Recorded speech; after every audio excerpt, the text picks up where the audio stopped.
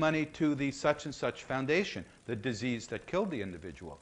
They will never say, even though the person may have died in pain, they'll never say, give it to the pain foundation. And the reason why they don't is there is none.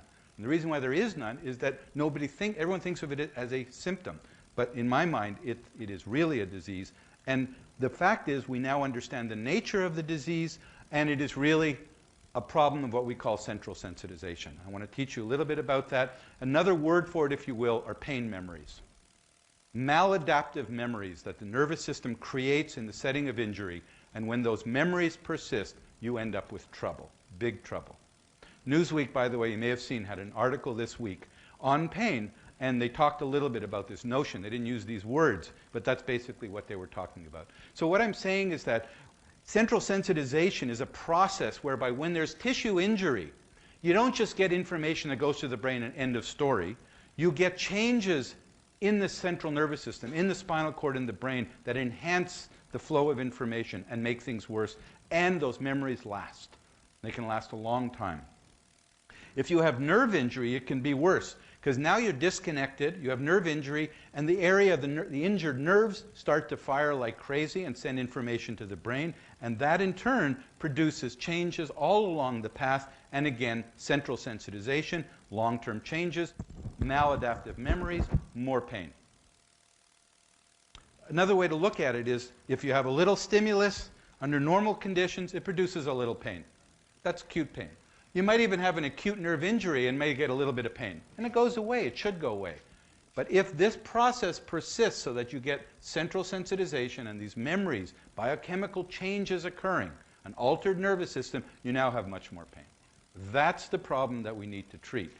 This is the nature of chronic pain.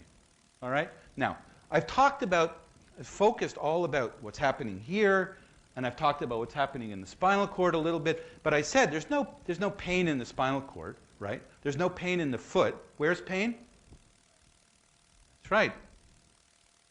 No brain, no pain. This is where pain is.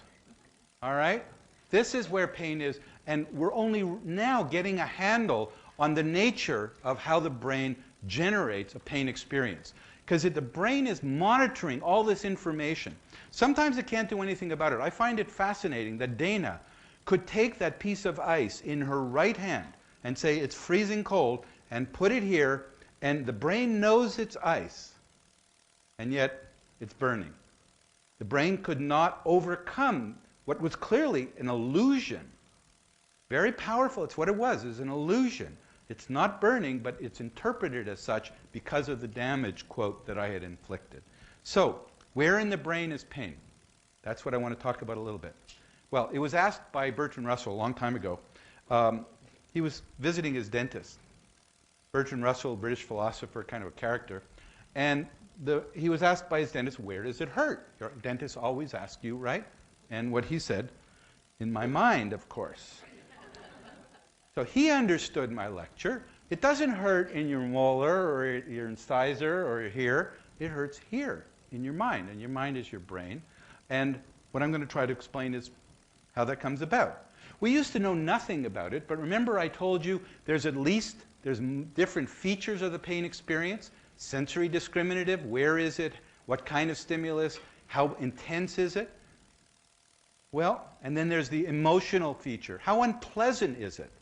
What do I do about it? Why does it motivate me so much? Very different features. It turns out the brain processes things differently.